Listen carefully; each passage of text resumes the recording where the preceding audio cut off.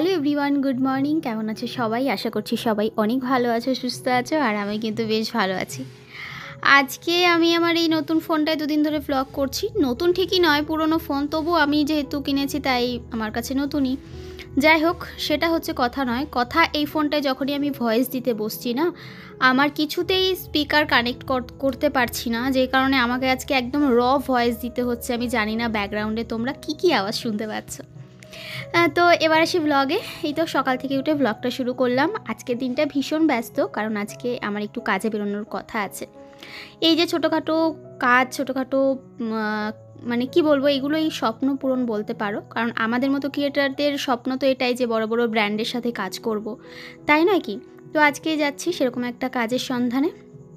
তোমাদেরকে আগে একদিন বলেছিলাম যে কলকাতায় যাচ্ছি একটা ভালো কাজ করতে। তো ওরা বলেছে যদি রেসপন্স পায় তবে নেক্সট টাইম আবার একসাথে কাজ করব। তো হ্যাঁ, আবার সেই দ্বিতীয়বারের মতো সুযোগ আমি পেয়েছি। আর আজকেই সেই দিন, আজকে দিনটাই কনফার্ম হয়েছে। আজকে হচ্ছে 20 তারিখ। হ্যাঁ, আজকে হচ্ছে 20 তারিখ। তো সকাল সকাল উঠে যতদূর কাজ ঘরের গোছানো গাছানো, বরকে স্নান করানো, সমস্তটাই আমি করে রেখে যাব। তবে রান্নাটা মা করবে। মা সকালবেলা উঠে বললো কী খাবে। আমি বললাম বেশি কিছু করার দরকার নেই, ডাল ভাত করো বা আলু ভাতে যা খুশি। তো মা দেখলাম আলু ভাজা আর ডাল করেছে। তো এই হচ্ছে আর কি সকালের, মানে আজকে সারাদিনের আমাদের খাবার দাবার।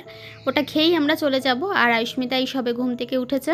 না, সবে নয়, আয়ুষ্মিতা ঘুম থেকে উঠেছে অনেকক্ষণ, ভুল বললাম। তোমার ওই ব্রাশ ট্রাশ করে তারপরে গোপালকে ওঠালো, গোপালকে পুজো দিল, সকালে যেটুকুনি কাজ করলো। এবার তোমার ও আর কি পড়াশোনা করবে, তার মধ্যে আবার খাওয়া, নিজের খাওয়া আছে, ও খাবে একটু। আর আজকে ওকে স্কুলে পাঠায়নি। গতকাল তো সবাই মিলে আমরা গেছিলাম দিদির বাড়িতে, মানে আমার জায়ের বাড়িতে। তো ওই জন্য আজকে ওর শরীরটা একটু ক্লান্ত। আর আজকে ওদের কোনো ক্লাস হবে না সেরকম, আজকে ওদের ব্যাগলেস ডে। তো শুধু ব্যাগ ছাড়াই যেতে হবে। ওই ওয়াটার বোতল, টিফিন এগুলোই নিতে হবে। তো ওই জন্য আজকের উজ্জ্বল বললো দরকার নেই, থাক আজকে দিনটা একটু রেস্ট করুক। আর অদ্রিকাও বাড়িতে নেই, ও মামা বাড়িতে গেছে, আসেনি আর কি। ওরা আসবে কদিন থেকে, তারপরে আসবে। তো ওই জন্য আজকে আমিও ছুটি নিলাম, মেয়েকে একটু রেস্ট করালাম। বাড়িতে থাক, বাড়িতে থেকে পড়াশোনা করুক। আর এদিকে আমি আমার কাজ যেটা সেটা করতে যাব। চাদরটা চেঞ্জ করে নিলাম। আর এই যে বিছানা ভালো করে পরিষ্কার করে চাদর চেঞ্জ করে নিলাম। ওই ঘরের বিছানাও সুন্দর করে সব চেঞ্জ করে নিলাম। আর আজকে আর কাচবো না, তবে আজকে সব গুছিয়ে রেখে দেবো, ওয়াশিং মেশিনের মধ্যে ঢুকিয়েও রেখে দেবো সব। হয় রাতে ফিরে কেচে দেবো জামা কাপড়, আর নয়তো আগামীকাল সকালবেলা কেচে দেবো। কারণ আজকে তো বাড়িতে থাকবো না, জামা কাপড় কেচে রাখবো, আবার কাঁচা মানে মেলার একটা ব্যাপার আছে, সেসব তো রয়েছেই। তো আমি এদিকে ঘরদোরগুলো ঝাড় দিচ্ছি। এখন দিতাম না, এই ঘরটা একটু পরেই দিতাম, তবে আজকে খুব তাড়াহুড়োর মধ্যে রয়েছে, যে কারণে আজকে এই ঘরটা ঝাড় দিতেই হবে। তো ওই জন্য এই ঘরটা সুন্দর করে ঝাড়টার দিয়ে নিচ্ছি। আর হ্যাঁ, আগের দিন আমাকে অনেক ধরনের অনেকে কমেন্ট করেছো, তো আমি একটা কমেন্ট একটু বলি। সেটা হচ্ছে একজন লিখেছে বারবার জায়ের মা, এগুলো বলার কি দরকার।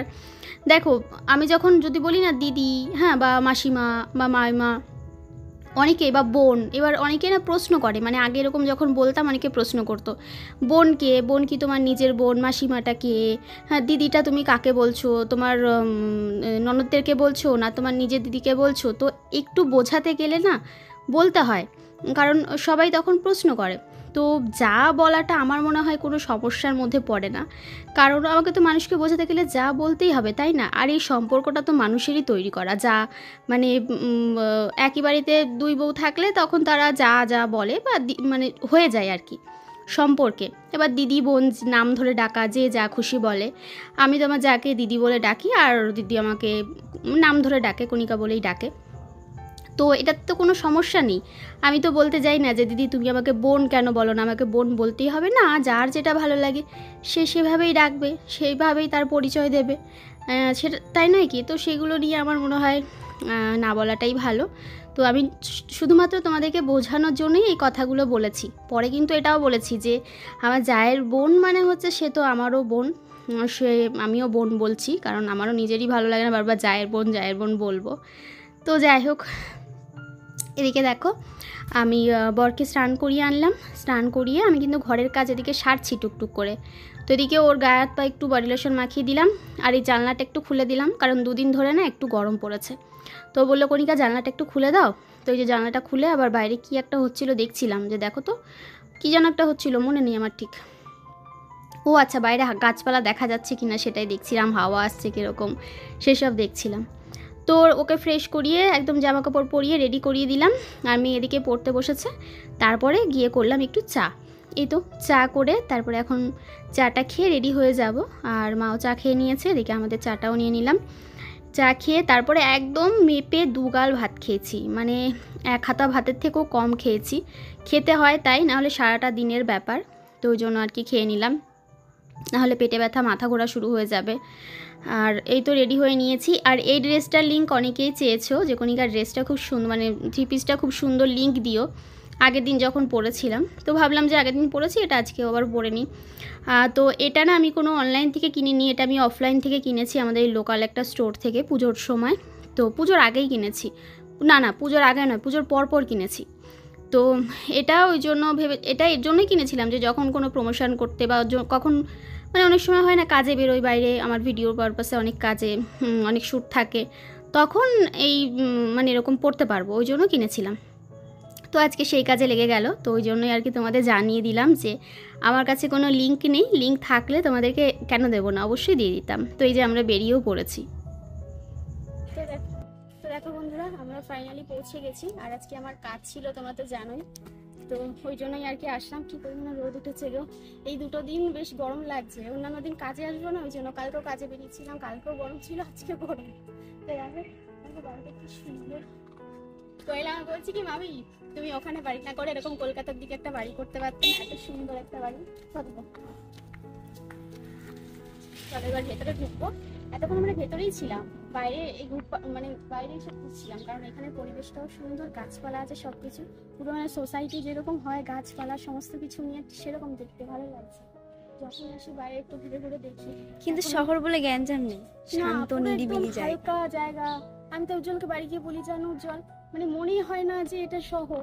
হ্যাঁ, বাড়িগুলো দেখে অবশ্যই মনে হয়, কিন্তু এখানে গাছপালা ভর্তি, খুব শান্ত পরিবেশ, মানে ভীষণ। আমাদের ওদিকে তো এত ক্যাচকেচি, সকাল থেকে হাজার কত দিনই করতে পারি। চলো ভেতরে 2-3 জন রয়েছে, সবাই ওরা মানে ক্রিয়েটারই, তো ওরাও এসেছে, ওরা যেহেতু আগে, ওদের কাজগুলো আগে হবে, আর আমি যেহেতু পরে এসেছি। আর আজকে ওই ঝিলিকের সাথেও দেখা হয়েছে, আবার সেই ক্রিয়েটার মিটআপে গিয়ে দেখা হয়েছিল, ও এসেছিল এখানে। তারপরে আর এক দিদি ভাই কবিতা বলে না, সেই ফেসবুকে সবাই চেনো, পারমিতা দি বোধহয় নাম, খুব সুন্দর সুন্দর স্টোরি বলে, সুন্দর লাগে। ওই দিদি ভাই এসছে, তারপরে দিয়ার সাথে দেখা হলো, সবাই ভেতরে রয়েছে। আমি তো বাইরে থেকে ইন্ট্রোটা দেবো বলে আসলাম, মানে ফেসবুকের যে ভিডিওটা করবো ওই জন্য আসলাম।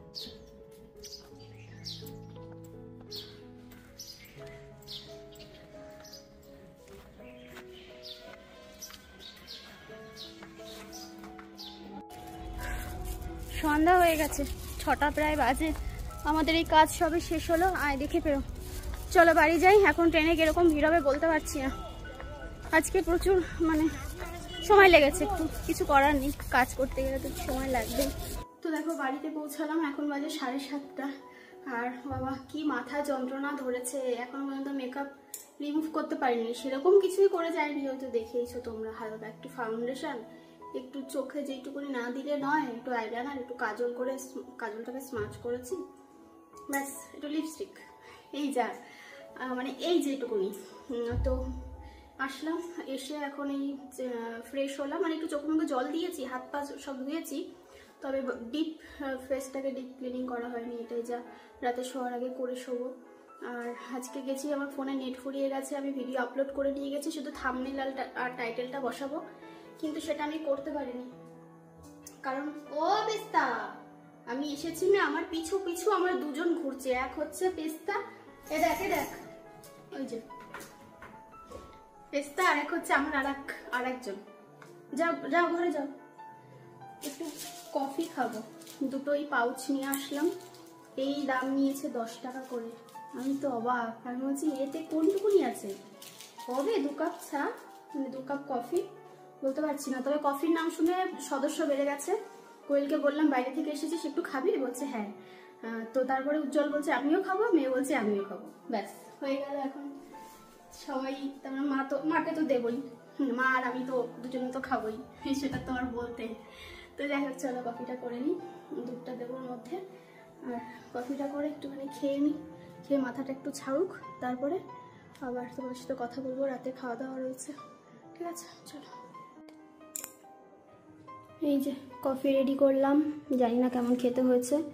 ওপর থেকে একটুখানি গুঁড়ো দিয়ে দিলাম যাতে দেখতে ভালো লাগে, তবে সেই ওপর থেকে সে ফেনা ফেনা টাইপের হয় না, ওটা বেশি ভালো লাগে। ওটা চামচ দিয়ে হাতা দিয়ে করতে অনেক সময় লাগে, মানে চামচ দিয়ে আর কি। কিন্তু আরেকটা যেটা আছে যেটা দিয়ে করে, ওই মেশিনটা একটা কিনে নিতে হবে, দেখি শীতের মধ্যে, তাহলে ভালো কফি খাওয়া। তো দেখো বন্ধু, অনেকটা রাত হয়ে গেছে, সবার খাওয়া দাওয়া হয়ে গেছে, কফি খেলাম। ফোনটা না অনেক কাছে কাছে লাগছে ভিডিওটা। আরে বেস্তা, আমি পাটা এখানে দিয়ে রেখেছি, ও আস্তে আস্তে আস্তে আস্তে আমার পায়ের তল দিয়ে যাচ্ছে, পিঠটা ঘষে ঘষে ঘষে ঘষে পায়ের তলে দিয়ে যাচ্ছে। তো চলো এখনকার মতো, মানে আজকের মতো ব্লগটা এখানে এন্ড করলাম। আর ভালো লাগছে না, ক্লান্ত আছি আজকের মতো, এতটা দূর যাওয়া, কাজ করা, আসা। হ্যাঁ চলো টাটা টাটা টাটা, কালকে দেখা হবে আবার তোমাদের সাথে।